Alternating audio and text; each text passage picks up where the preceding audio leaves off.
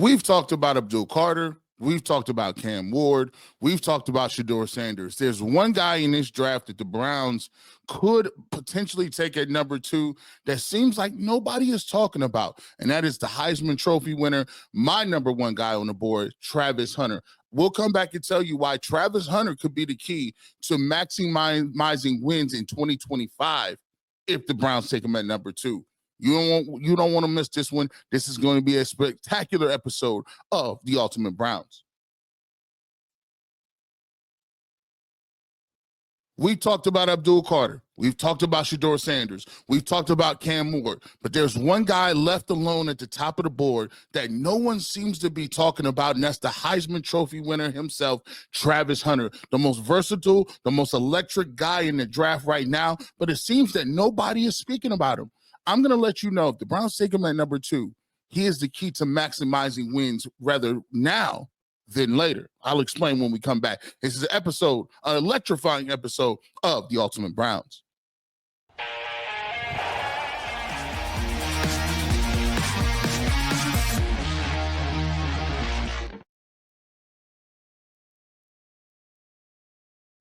Welcome to another episode of the Ultimate Browns right here on the UCSS Network. We got a great show planned for you guys. Hey, we're going to be talking about the draft. Draft is coming up. Combine is coming up. I'm itching to kind of get to some of these guys to see how fast they run, to see these guys on the whiteboards, and to see them and how they interview in some of these interviews with some of the teams. And we'll start off by saying later on in the show, we'll talk about, don't be surprised by the Cleveland Browns may take a running back early. When I mean early, I mean second round, early second, third round. There's going to be some great running backs available in this draft, and don't be surprised if the Cleveland Browns take a little bit of a look or a peek at one of those backs early on in the second and third round. Also, don't be sure that you're going to have your quarterback that you think that you passing on, and it's going to be available in the second round. A lot of people been talking about Jackson Dart. A lot of people talking about, hey, you can get him early second. You can get him later in the second round. Never trust that, boys and girls. We'll talk about why that's not something that you should be necessarily thinking about. Remember, quarterbacks always raised in the draft. Quarterbacks is always guys that's going to seem to, get pushed to the front of the line. And in this draft, when people are saying it's a weak draft, find out. You're going to find out early that these quarterbacks are going to be moving up the board a little bit more as well. But you know why you came here. You saw the thumbnail. Travis Hunter. The case for taking Travis Hunter at number 2 overall. Now, we've talked about Shedeur Sanders. We've talked about Abdul Carter. And trust me, I like Abdul Carter. I got to keep saying it so people don't put words in my mouth. Love Abdul Carter. I think he's going to be a dynamite pro. I think he's going to be an impact player from day one. But when you are the Cleveland Browns, I'm giving you different things, different little pitches that you guys can take and just ponder on, little snacks, little nuggets of thinking about, making sure that you guys are thinking this thing all the way through. For me, I've been kind of disappointed in some people, and this tends to happen a little bit. Guys, it's called making it up. And once again, you got different people talking about how Travis Hunter is not that dynamic. Now, this totally gives away that you don't really know much about football. And I very rarely say this, but when people have the Travis Hunter slang, we could go back and forth and argue about whether the quarterbacks Cam Ward and Shedeur Sanders are elite.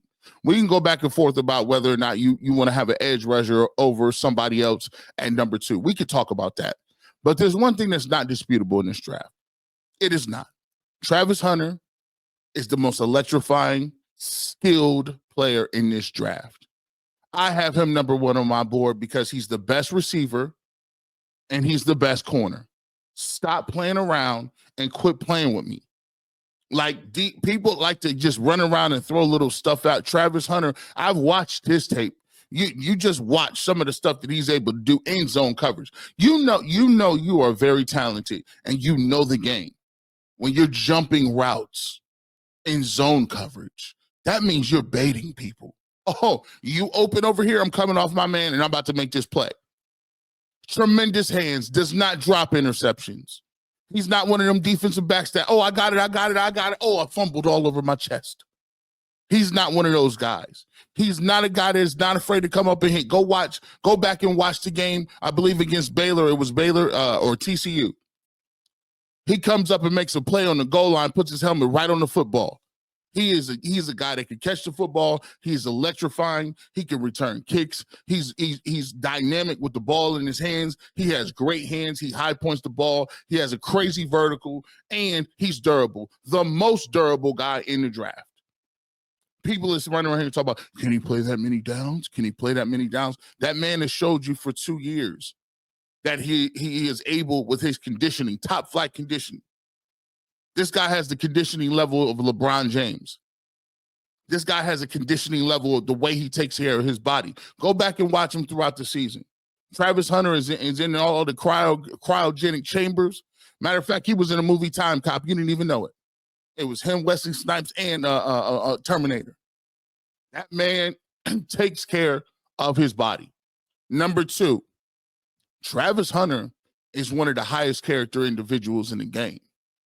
He don't drink. He don't smoke. He don't go to clubs. He don't run around flashing his cars. He don't do nothing. He in his house playing video games and going home studying tape. High character. You can't even, listen, you just don't understand. And that goes to show his work ethic because he has to learn 2 positions. He has to know all of the college the football plays. He has to know all of, and you know what? Coach Prime talks about how he's the first one in line and the first one in drills. When they running, Travis Hunter, they say Travis can run for days. Y'all want to run? We can keep running. Not only does he know to play big offensively, he knows to play defensively. To retain knowledge. High character individual. And third, which is the biggest reason I think that you can have Travis Hunter at 2 and maximize what you want to do into 2025 is this. You're getting top-notch players on both sides of the football. Phil, how would you slot the top wide receivers in this year's class versus the ones who came out last year? There's some big grades last year, Greeny, and we've seen some terrific starts for those 3 wide receivers. I've been consistent with this. I think Marvin Harrison Jr., Malik Neighbors are higher graded players than my top rated wide receiver this year. And I think Rome Odunze is probably just a tick ahead of who my top wide receiver will be. The tricky part of this question, I'm not trying to fence it, I'm going to give you an answer here, is that I have Travis Hunter as the highest graded player on the entire board. That of this season, I think there is a chance that Travis Hunter would be slotted just below Malik Neighbors and Marvin Harrison Jr. as wide receiver 3 in last year's class. Yeah, I think Travis Hunter would be the guy. I don't think T-Mac and Luther Burden III would be in this discussion. Remember, keep in mind, we had 10 receivers drafted by, I think, pick 37 last year. Yeah, so crazy number. It was a host of receivers. Xavier Worthy dropped to the late first. Keon Coleman went early second. McConkey went early second. So we had all these receivers flying off the board that all had really high grades. We don't have that kind of wide receiver group this year. I'll say this, the true freshmen, Jeremiah Smith and Ryan Williams, would be ahead of these guys. Outside of Travis Hunter, I'd put them ahead of any receiver in this draft. Wait, Travis Hunter would be the only one ahead of those 2 freshmen. Would you put Travis? How about compared to last year's class? Would you put Travis Hunter ahead of Malik Neighbors, Marvin Harrison Jr.? As a player, as a football player, yeah. As a wide receiver, As a wide receiver, I love Marvin Harrison Jr. Malik. I love Rome Odunze too. All 3 of them.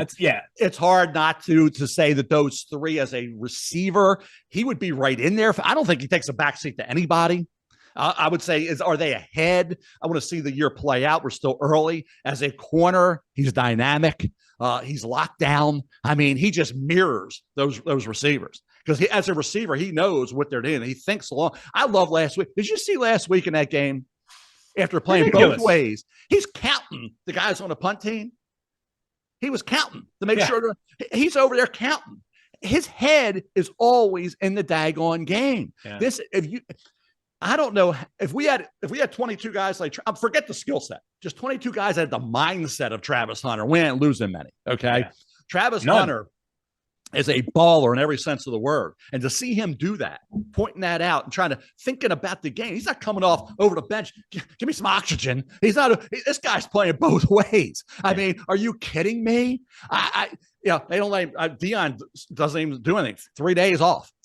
Hey, just game day. See you Saturday. Say, hey, show up on game day, right? Yeah. That's what mattered. Bottom line is Travis Hunter you'd be hard pressed to not put him ahead of everybody. So he's kind of a special, unique guy like Champ Bailey was, Charles Woodson, and that group of great players that we always thought were way up there. And just were doing everything. I'm missing one. Who was it? It was Charles Woodson, Champ Bailey, and one other one. Who was the other one? It went both ways. Patrick Peterson was your guy that you had both ways. Patrick Peterson, who had a high grade as a corner. I had him number 1 on the board as a corner that year. We've never had a corner go number 1 in the draft. Yet we have Travis Hunter and Will Johnson from Michigan, 2 elite guys. Abdul Carter's coming off a great game at Penn State where they work him off ball and they get him after the quarterback. Abdul Carter, to me, is the best defensive player outside of the corners in this draft. Michael Williams hasn't come back yet from the injury. Played last week, but he's still coming back from the ankle. Pierce from Tennessee hasn't put up the numbers yet. We'll see how that plays out. And by the way, he's plays against Milroe October 19th down at Neyland Stadium. So we'll see how that goes. I want to see at the end of the day, if you say, if it's not going to be Travis Hunter number 1 on the board, and I'll ask you this, Field, if it's not Travis Hunter number 1 on the board of ratings, not mock drafts, but ratings, who's it going to be? Abdul Carter? Who could it possibly be for you? Okay, so not mock drafts again, right? Because if it's going to be a mock draft, if it's not a quarterback, it's going to be a pass rusher or an offensive tackle, right? We agree on that because that's just how. But overall ranking, I think it's Will Johnson. If you are a creative coach, if you're a coach that understands the game, if you're a coach that can put your guys in a position to make plays, Travis Hunter is going to pay dividends in 3 parts of your football game. He's going to play a strategic part in being your second or third receiver. And if you're the Cleveland Browns and you already have Jerry Jeudy as your number 1, you get Travis Hunter, you already have a number 1A. Right now. If you want to put Cedric Tillman in there, that's cool. But you got somebody on 3rd down that's going to be on the field. Remember, this is where you want Travis Hunter on the field. Money down. You don't really necessarily want, you don't care if Travis Hunter is on the field when you're running with 4 tight ends and three running backs and you're in goal line. Nah, 1st down, 2nd down, you're not looking for that. But what you are looking for with Travis Hunter is when it's 3rd down. Now it's Travis Hunter time. Now you can move him around, put him in the slot, put him in the backfield, move him in motion, do a lot of different things. He's going to get open. Now you got your 2 best receivers on the field with him and Jerry Jeudy. 3rd down on defense. Okay. Now you want to go with your slot receivers and your packages. Now you give yourself an opportunity with Denzel Ward already on the field. Right? You can put yourself with Greg Newsome on the field, right? You could put a situation where you can even have Martin Emerson at safety and have your man Travis Hunter locking down. Whether that's locking down in the slot coming on the blitz, whether that's putting them out wide against a speedy receiver, now you get guys off the field more because you know the Swiss Army knife is coming out there. 3rd and longs, you should be ecstatic because Travis Hunter is coming out. And don't forget 4th downs, turnovers. Now you stop him there. You play him one play, you send him right back there to return some kicks to be electrifying. He's going to help you in all 3 facets of your game. He's going to be able to learn and absorb your playbook, and he's playing downs, and he's going to be able to play in 3 parts of your game. And in the 4th quarter, he's in condition. That's when you start hitting him upside the head with Travis Hunter. You wait and see. You play the game out. Now, when it's high leverage football, Travis, go out there and check number 2. You got him all over the field. Hey, Travis, we need you to flip that over. 2-minute drill. Travis, come on out here. You need to be part of that package. And that's the reason why he pays so many dividends. And there's guys out here on the radio and television talk about, I don't know if he's that special. I don't know if he can ever do it. If you've been doing that your whole life, that's like somebody telling me or any other professional broadcaster, I can't broadcast in front of when I'm in the state of Kentucky. I can only broadcast when I'm in Ohio, bro. I broadcast everywhere, bro. I could do this underwater, on top of a skyscraper, in an elementary school, down at the parking lot, over at the dump. Travis Hunter can play football wherever you at. He been dominating. He's the number one dude on the board. And for people that's running around talking about he's not that special, it's blasphemous. You telling on yourself, you might want to watch that. There's a couple things we can debate in this draft, but that is not debatable. Travis Hunter is him. If there's anything I'm willing to stick my reputation on, it's Travis Hunter will make an impact next year immediately. And if you get you a quarterback, and if you want to do it like this what I'm gonna tell you. This is how you get to 8. If you want to know how you get to 8 wins, want to know how to get to 8 wins in 2025. Let me tell you how you get to 8 wins. You go get you Travis Hunter. You go get you whatever quarterback. Say you want Kirk Cousins. You bring Kurt in, and you're gonna get him as a free agent. With that second overall pick, you trade back up into the first round. Forget the 2s. They ain't gonna be there. You go right back up in the second round, and you get the quarterback that you wanted, whether that's Jackson Dart. I'm gonna tell you, Jalen Milroe still gonna go in the second. I'm gonna let y'all know right now. You jump back in there and get you a Jackson Dart. Now you got Travis Hunter, Jackson Dart, and your future quarterback, as well as a bridge quarterback in Kirk Cousins that still can give you something. Jerry Jeudy on the outside, your defense got better, your special teams got better, and your offense is better. That's how you maximize the draft. He's the guy that if you take him in the top at number 2, he's the only guy I believe that if you take him at number 2, is going to pay you dividends with 8 to 9 wins.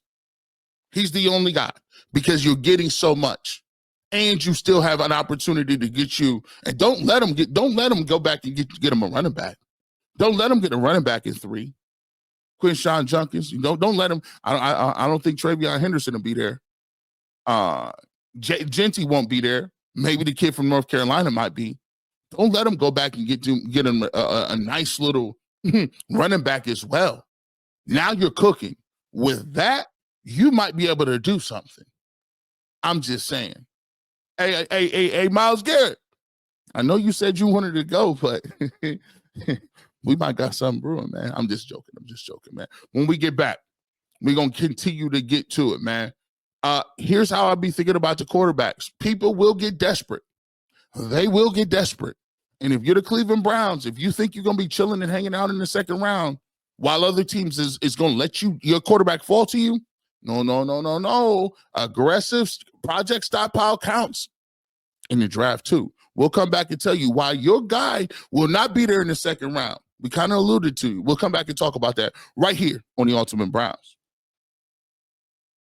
We want to let you know Ultimate Browns every single Tuesday, 5 p.m. We drop episodes. We drop our clips throughout the week. So if you miss an episode of the Ultimate Browns, make sure you go, guys, check that out.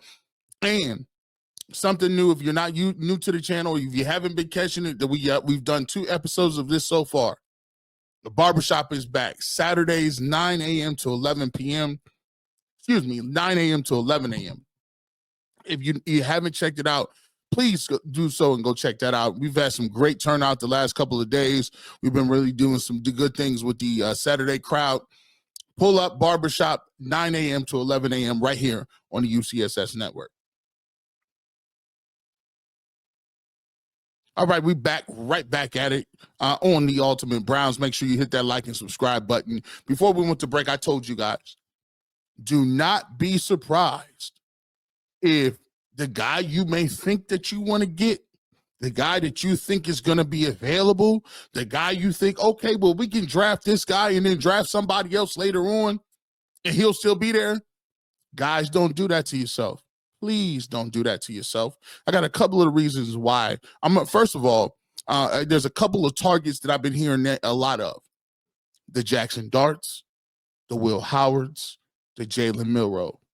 The Browns and a lot of teams out there have to operate as if those quarterbacks will not be there by the end of the second round. And one of these guys in Jackson Dart, who I think is the 3rd best quarterback, according to Todd McShay, might not be there at all. He may go in the 1st round. We'll take a listen to see what Todd McShay has to say. And this is courtesy of the Todd McShay Show. And I'll give you a reason why he may be correct in his assessment, because if you compare him to a lot of other quarterbacks, you'll start to see how quarterbacks tend to rise up the board. We'll talk about that coming back right after we get to this. There's a really good chance Jackson Dart winds up in the first round. There are some teams that think the conversation between Shedeur Sanders and Jackson Dart is a lot closer than people might think, okay? So it wasn't like during the week you walked away and were like, holy shit, Jackson Dart blew me away. But it also wasn't set up that way, if that makes sense. I just think when you watch Dart, everything's good to really good. He doesn't have Josh Allen's arm, but he's got a really good arm. Doesn't have Lamar Jackson or Josh Allen's mobility, but he's really mobile. He doesn't have the elite accuracy, but it's really good. And then you couple that with his experience and his improvement. I like him a lot more than I thought I ever would like Jackson Dart. But at the end of the day, you got to figure out, can this guy be our starting quarterback? And if the answer is we really believe he can be, he's going to be a first-round pick. That was Todd McShay, courtesy of the Todd McShay Show. And listen, I just was talking about how you can take Guru's thought process and what they're saying with a grain of salt. But here's what I'm going to also say, that when you look at Jackson Dart, he's spot on what he's saying. It only takes one team. And you take a look at who's drafting in the list of the teams that may possibly need a quarterback. If you eliminate the first two quarterbacks, Cam Morton and Shedeur Sanders, you're now left with a race for the next two quarterbacks. In my opinion, the next two quarterbacks that will come off the board in some order are Will Howard, Jackson Dart, or Jalen Milroe. Now, when you look at those guys, take a look at some of the teams that are drafting, in the back end of the draft. And I'm going to call it the Bo Nix effect. The Bo Nix effect is, hey, listen, we didn't think Bo Nix was going to be a quarterback that was going to lead his team to some sort of playoff run, especially with the team like the Broncos. But you got a good quarterback that had a lot of experience in college. You put him with a guy that could call plays and call a few plays up and dial it up, and all of a sudden you end up with a team that's in the playoffs and the Broncos that you didn't think was going to be there. So you take a look at teams that need quarterbacks. Obviously, the Titans and the Browns need a quarterback. The New York Giants need a quarterback. The New York Jets need a quarterback. The Las Vegas Raiders need a quarterback. The Pittsburgh Steelers need a quarterback. You continue to look at some of these names, and you're like, wow, you can squint and kind of see 6 teams that need a quarterback potentially in the first round. So you take a look, if you take 2 of those off the board, that's still 4 more teams that need quarterbacks. And so when you look at a guy like Jackson Dart, he's played at a high level, played in the system, good conference in the SEC. What holds him back is a little bit is the fact that he was injured in some of those games against Florida, games against Alabama, the big name SEC teams. He never really seemed to show up in those games. However, given what I'm going to show you right now, I'm going to let you guys know this is how people get talked up, because I'm going to give you, since 2014, the list of quarterbacks, and we're going to play a little game. This is called, is Jackson Dart in the same realm as some of these guys, right? So let's take a look at this. First round quarterbacks since 2014, from the worst to the best. Now look, could you say that Jackson Dart is better than Johnny Manziel? Sure. He was taken 22 overall. Does he have better pedigree, played in a better conference than Paxton Lynch, who came from Memphis? Sure he does. Josh Rosen, he's already out of the league. He's definitely looks to be of that quality of a Josh Rosen. We have Dwayne Haskins, who really didn't do anything in his short time with the Washington Commanders and the Pittsburgh Steelers. E.J. Manuel was definitely one of those guys where you look and say, how did E.J. Manuel become a first-round pick? He did it in 2013 for the Buffalo Bills. I guess Jackson Dart is a better prospect than E.J. Manuel. I think Jackson Dart is a better prospect than Zach Wilson, who got taken 2nd overall. Trey Lance, this not even debatable. He ain't even played. The boy ain't even played no games. So, I mean, Kenny Pickett, yes, 20th overall. Blake Bortles, I don't know how he went 3rd overall. Yes, higher version. Teddy Bridgewater, yes. Mac Jones at 15, definitely. Mitch Trubisky, heck yeah. Sam Darnold, you've seen with Sam Darnold up and down. Bryce Young, he just got drafted a couple years ago. I don't know if you could say he's better overall prospect. I wouldn't say so. Justin Fields, could he be better than Justin Fields? Sure. Justin Fields hasn't shown me anything. Marcus Mariota, he's been a bust. Carson Wentz has been a bust. Jameis Winston has not lived up to his first overall billing. Anthony Richardson is a guy who was taken 4th overall, and he has not shown me anything in these first 2 years.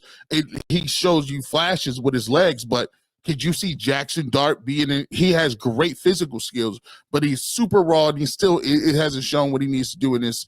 I say this far in his career so far. Daniel Jones, 6th. Come on, they took Daniel Jones 6th overall.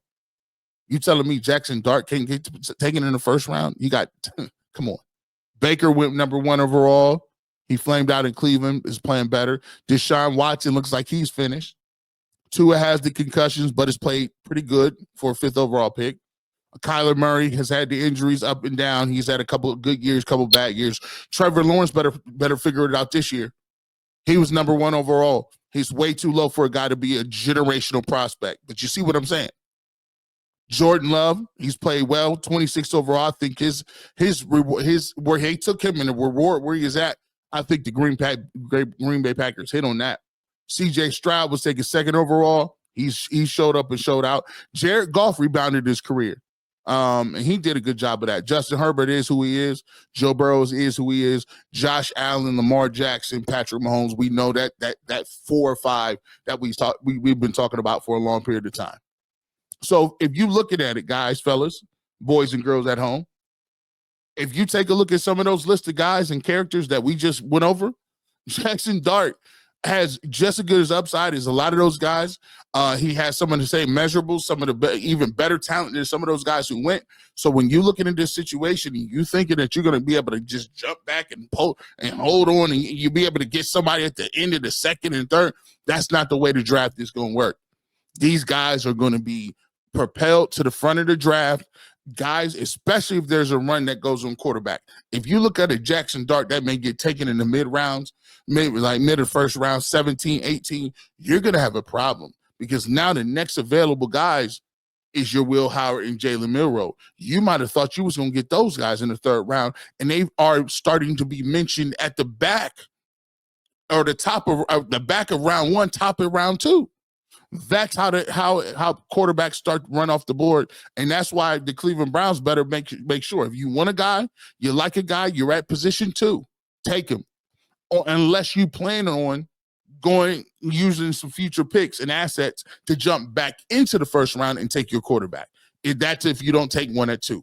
But this pipe dream, the guy's going to be there in 3rd and 4th round. Stop it. Look at the list of the guys that went in the top picks and top draft picks all throughout since 2014. So it's not just 1 year. Guys are teams continuously do this every single year. Guys get overdrafted. Some people thought Bo Nix was overdrafted. Penix, J.J. McCarthy went in the top 10. See what I'm saying? And this is a class that we're talking about is not that great of a draft class in 2025. My thought process is, hey, it only take 1 team, so you better figure it out. When we get back, we're going to talk about not only this is a great class for other positions as far as defensive line, but they are talking about this being a generational type running back class. Do not be surprised if you see your team like the Browns, even the Browns, 2nd round pick, or late 1st if you jump back in, getting a running back. I know we've been told running backs don't count, but trust me, Saquon Barkley changed a lot of that. We'll come back and talk about it. It's G. Bush right here on the Ultimate Browns. Don't forget, man, we got the Ultimate Cavaliers. 2nd half of the season is coming up, 28 more games coming up after the All-Star break. The Cavs are looking to solidify home court throughout the rest of the playoffs with the number 1 seed in the East. Make sure you check out Jason Lloyd. Make sure you check out Mikey McNuggets on the Ultimate Cavaliers, giving you the best of both worlds when it comes to entertainment as well as giving you what's going on with the Cleveland Cavaliers. Make sure you guys do that. And don't forget, spring training is right around the corner. Pitchers and catchers will be reporting pretty soon. Ultimate Guardians is the place. We got Zach Meisel, you got Adam the Bull. We'll be giving you that content as well. And don't forget, we're looking forward to my man Earl Pearl getting back, and prayers to him and his family from losing his mother. But we will get Earl back, and when we do, we will conclude and we'll resume with the Ultimate 216. Him and Cecil doing a great job over there as well. So make sure you check it out, and it's all courtesy of the UCSS Network. All right, we back at it with the Ultimate Browns. Your boy G Bush back in the building. Make sure you hit that subscribe button. Make sure you hit that like button so you know when we dropping our content. So we talked about Shedeur Sanders. We talked about Travis Hunter. We've got to some of those names that you've heard before. But one of the things that we got to really talk about is how great this running back class supposedly is. I watched Ashton Jeanty, and there's a lot of great running backs in this draft, led by a couple of them from Ohio State. You know, when you talk about the running back, the position has been devalued a little bit. People like to say you can get a running back from anywhere, but let me tell you something. I believe in this class, you're going to find some home run hitters.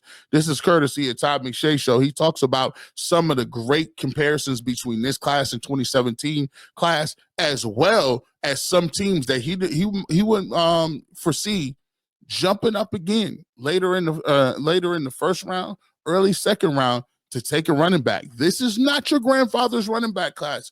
There's going to be some game changers and game breakers in this particular class. Has been talked about since we started this show on October 22nd. And it's been talked about throughout the process. It's been talked about by just about everyone I've heard. We're all in agreement. Finally, everyone's in agreement. From NFL scouts to us, to social media, everyone's in agreement. This is one of the best running back classes ever, right? It's stacking up to be. Omarion Hampton is absolutely, without question, undoubtedly, the second best running back in this class behind Ashton Jeanty. And there probably should be a little bit more of a discussion about he's not that far off. Jeanty's the number one guy. I get Omarion Hampton is an absolute freak. I think Ashton Jeanty can be something similar in the same ballpark as Christian McCaffrey. Yep. Their versatility, their run style, their body types, there's not a big difference between the two. Okay. So he's the Christian McCaffrey of the class, if you will. I think Omarion Hampton is a better, I don't want to say better. How do I frame this? I think he's lighter on his feet and he doesn't need the runway than Fournette needed. I wouldn't do it. Don't do it. I'm taking these defensive linemen at premium picks on premium positions. However, it won't shock me. Right. I mean, you're looking at Dallas to Jeanty to Dallas seems like a very popular pick, right? You're thinking Minnesota. Does Minnesota maybe take one? Does Kansas City get there and say, man, if we had an Omarion Hampton in this offense, you know, I know we have other needs and I know there's other places we could go right here. Does Kansas City maybe? Do the Raiders or Browns trade back into the end of the first round and maybe get one? I wrote down this list. So I came up with a list of these teams. And again, I think more than 20 teams maybe 25 teams could wind up drafting a running back in this 7-round process. Because we could have around 30 running backs taken if it's anything like 2017, 2011, 1998. So I'm not limiting it to this, but what I'm saying is these are the teams that I won't be surprised that I think are probably going to draft a running back in the first 3, certainly 4 rounds. Cowboys with Rico Dowdle as a free agent. Deuce Vaughn's their backup. Bears, DeAndre Swift and Roschon Johnson. Vikings, UFAs, Aaron Jones and Cam Akers, okay? Browns, Nick Chubb, Jerome Ford. There you go. There you go. You heard it. That was courtesy of Todd McShay Show. But you heard it right there. This is a great running back class. We didn't hear Quinshon Junkins' name, but I think TreVeyon Henderson has the potential to go. He's the 3rd running back. And I know Todd says, you know what I'm saying, Omarion Hampton is one of those guys. But listen, TreVeyon Henderson and the way he came on during the playoff season and the time, I think that was with TreVeyon Henderson, he was helped more by a 2-back system and coming back to college more than any guy I've seen in the draft. the way he was, he was mired by injuries early on. It didn't look like he was ever healthy. You got Quinshawn Junkins in there, and they split carries. And at the end of the year, you finally saw that Travion Henderson that what people were talking about since his freshman year. The burst, just the ability to get out on people. His blocking is tremendous. I think he's the best blocking back in this draft. Best blocking back in his draft.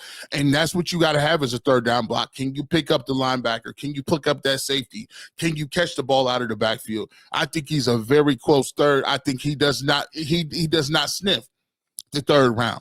He is another guy that's going to go up to Ashton Jeanty is special. I mean, he's special. He runs so hard. He does not go down on the first tackle. He makes the first and second guy miss. He can catch the ball out of the backfield. He's a good. He runs with he got good lean with his pads. I'm telling you, these guys, you're gonna find 5 or 6 good running backs that are gonna be top-notch backs in this draft. And it's another way you're gonna start to see teams because of what Saquon Barkley did. For the Philadelphia Eagles. Listen, Jalen Hurts, I just had a video on the barbershop about what Jalen Hurts has become, but let's not get it twisted.